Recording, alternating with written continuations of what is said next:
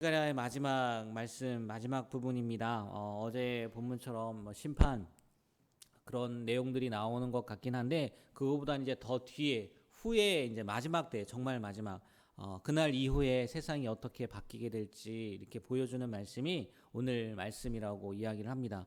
죄악이 사라지고 온 세상이 하나님의 거룩함으로 차게 될 거라는 것. 그리고 또 이 말씀을 통해서 우리에게 이제 종말 이후 여기에 보면 종말처럼 보이진 않아요. 그죠? 스가랴 그 당시에 또 예언서이기도 하니까. 근데 종말 이후에 영원한 나라에 대해서 우리가 어떤 소망을 가지고 살아야 되는지, 그리고 또 그 나라 백성으로서 우리가 어떠한 태도를 가지고 살아가야 되는지 보여주는 말씀입니다. 먼저 그날에 어떤 일이 일어나나 그 마지막 때 보니까요 12절부터 15절까지의 내용을 보니까 악한 자들이요 철저하게 심판받는다는 내용이에요. 12절 말씀 보세요. 되게 끔찍합니다. 12절 다시 한번 12절 말씀 읽어볼까요? 예루살렘을 친 모든 백성에게 여호와께서 내리실 재앙은 이러하니 곧 섰을 때에 그들의 살이 썩으며 그들의 눈동자가 눈구멍 속에서 썩으며 그들의 혀가 입속에서 썩을 것이요. 정말 충격적이에요, 그죠? 그냥 서 있는데 산채로 그렇게 된다는 거 아니겠습니까? 썩어 나간다는 거죠. 눈동자가 눈구멍 속에서 썩고 혀가 입속에서 썩고. 그러니까 이거는 단순히 그냥 물리적으로 이렇게 외부적으로 가해지는 심판을 넘어서 하나님의 분노가 하나님의 공의로운 분노가 이 죄악에 대해서 얼마나 무서운 결과를 나타내는지 보여주는 그 말씀이라는 거예요. 그러니까 그날은 어떤 날이냐? 하나님을 대적하고 핍박하고 또 교회를 성도들을 핍박했던 모든 세력은 이렇게 망한다는 거예요. 세상의 역사는 결국 하나님이 승리하고 정의가 승리하고 불의가 세상은 패배하게 된다라는 것을 보여주는 말씀이라는 거죠. 그럼 이 말씀을 통해서 우리가 무엇을 깨달아야 되겠습니까? 여전하죠. 하나님을 두려워해야 된다는 거죠. 하나님을. 그리고 악한 길에서 돌이켜서 공의로운 삶을 살아야 된다라는 것을 보여주는 말씀이라는 거죠. 심판때 이렇게 끔찍한 일이 일어난다. 근데 너희들 돌아오지 않을 거냐? 돌이키지 않을 거냐? 회개하지 않을 거냐? 이렇게 대묻고 있는 말씀일 수도 있다는 거죠. 영화 같은데 보면요, 이 전염병 전염병이 막 이렇게 딱 터지잖아요. 그럼 어떻게 돼요? 그 나라들이 그 지역들이 완전히 초토화가 되잖아요. 예. 보신 적 있는지 모르겠지만 특별히 뭐 요즘에 좀비 영화들이 그렇게 많이 나오지 않습니까? 그런 거 보면 쑥대밭이 되는 거란 말이에요. 마찬가지로요. 이 하나님의 마지막 심판 때는요. 이 그 장면보다도 더 끔찍한 장면들이 펼쳐질 거라는 거죠. 물론 그게 영적인 심판일 수도 있겠지만 근데요. 그게요. 그 심판이 무엇 때문에 임하는 거예요? 하나님의 말씀에 순종하지 않았기 때문에 하나님을 믿지 않았기 때문에 그런 것들을 당하는 거 아니겠습니까? 그러니까 그 말씀을 통해서 이 말씀을 통해서 뭐 악인들에게는 심판을 상징하고 또 어제 말씀에서는 그런 말씀도 드렸죠. 우리에게 위로가 되지 않습니까? 우리는 하나님 편에 있으니까. 이 말씀을 보면서 다시 한번 하나님 편에 우리가 늘 서 있어야 됨을요. 잊지 않았으면 좋겠어요. 당연한 거 아니겠습니까? 누가 심판의 자리에 서고 싶겠어요. 그리고 두 번째는요. 16절부터 19절까지의 말씀을 보면 그 심판이 지난 다음에 모든 민족이요. 하나님께 경배하기 위해 온다는 거예요. 경배 안 하면 너무 힘들거든요. 경배 안 할래 안 할 수가 없어요. 보세요. 16절 한번 볼까요? 16절. 예. 16절 다 같이 한번 읽어 볼까요? 예루살렘을 치러 왔던 이방 나라들 중에 그 왕 만군의 여호와께 경배하며 초막절을 지킬 것이라. 아멘. 그날에는요. 하나님 앞에 나와서 경배할 뿐만이 아니라 초막절을 지킨다는 거예요.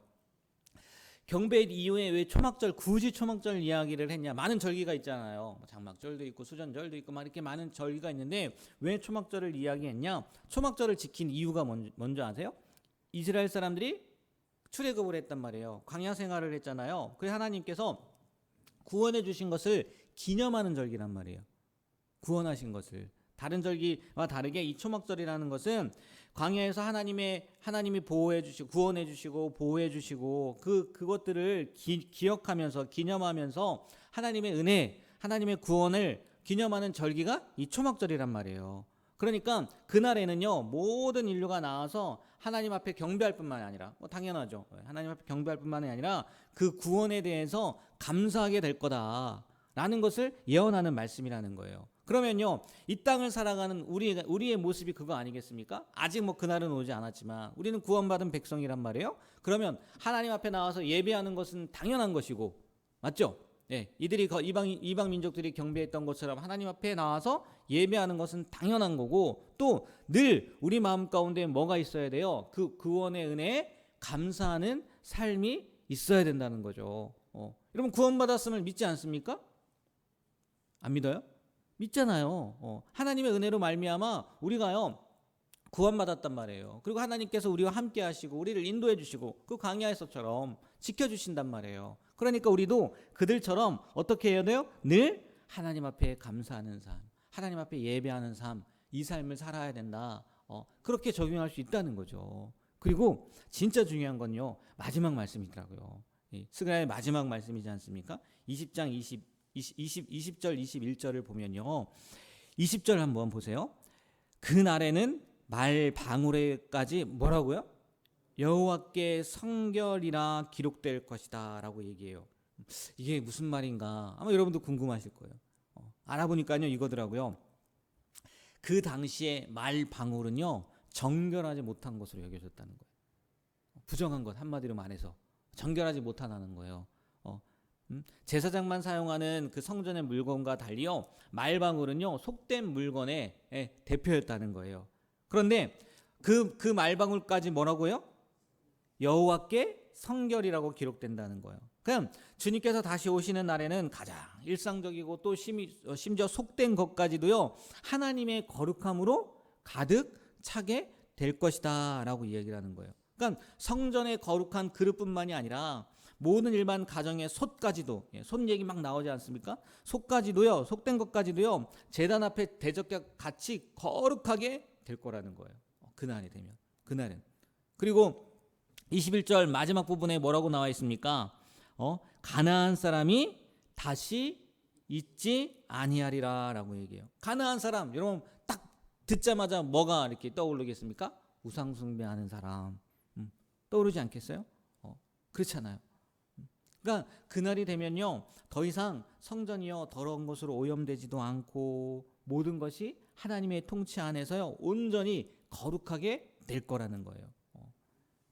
그러면 TV 같은 데 보면 이제 홍수가 지나고 장마가 지나고 나면 막 쓰레기로 막 가득했던 하천들이나 땅이나 막 이런 데 있잖아요. 여러분 거기에 살고 싶어요? 살고 싶어요? 아니잖아요. 아무도 살고 싶지 않을 거란 말이에요. 근데 그것을 깨끗하게 치워버리고 깔끔하게 바꿔버리는 그런 모습, 그런 것들을 보여준다는 거죠. 정말 더러웠던 것들이 완전히 주님 그날이 되면 깨끗해서 그 이전 것이 기억나지 않을 정도로 여호와의 날에는요 우리의 삶 또 이 세상 우리 삶뿐만이 아니라 이 세상도요 완전히 거룩하고 정결한 모습으로 변하게 될 거다. 사소하게 여겼던 사소하고 또 더럽게 여겨졌던 모든 것들이 거룩한 목적을 위해서 사용되어질 것이다. 이런 내용이 지금 스가랴 마지막 예언서에 이야기하고 있다는 거예요. 거룩하면 거룩함 밖에는 그 날에는요 남지 않는다는 거죠. 살만하겠죠. 좋겠죠. 부정한 게 없단 말이에요. 죄된 것들이 없단 말이에요. 여러분 오늘 이 스가랴서의 마지막 일 마무리하면서 이 종말에 대한 것들 늘 악한 자들에게는 심판의 날, 우리에게는 회복되는 날, 거룩하게 되는 날, 영광스러운 날 이렇게 되지만 정말 이게요 우리도 언제 올지 몰라요. 근데 오늘 우리에게 주어진 이 하루하루를요 어떻게 살아가야 되는지 우리의 일상이, 우리의 일이, 우리의 관계가 심지어 우리의 가장 사소한 것까지도 우리가 어떠한 모습으로 살아가야 되는지 보여주는 말씀이라는 거예요. 죄악을 멀리해야 될 뿐만 아니라 그렇죠? 그리고 늘 하나님을 예배하고 감사하고 그 은혜에 감사하는 삶을 살아야 될 뿐만 아니라 마지막에는요 모든 것이 거룩하게 된단 말이에요. 그러면 우리가 뭘 준비해야 되겠어요? 거룩을 준비해야 되는 거 아니겠습니까? 거룩한 삶을 살려고 늘 애써야 되는 거 아니겠어요? 오늘 하루 우리의 일상에서 우리의 관계 가운데에서 그 거룩함을 유지하며 지키며 보여주는 그런 귀한 삶을 살아가시게 되는 우리 모든 성도님들이 되시길 주님의 이름으로 부탁드립니다. 기도하겠습니다. 만물을 거룩하게 하시는 하나님, 우리에게 주님 다시 오시는 영광스러운 날에 대한 소망을 또 그날의 모습을 보여주심에 감사드립니다. 오늘 우리의 삶을 돌아봅니다. 속되고 더러운 모든 것들을 주님 앞에 내려놓고 회개하게 하시고 또 우리의 삶의 모든 영역이 주님의 거룩함으로 가득 차게 하여 주시옵소서. 이 하루의 삶 속에서 주님을 예배하고 주님의 뜻에 순종하며 세상의 빛과 소금 또 거룩함을 나타내는 우리가 되길 소망하며 예수님의 이름으로 기도합니다. 아멘.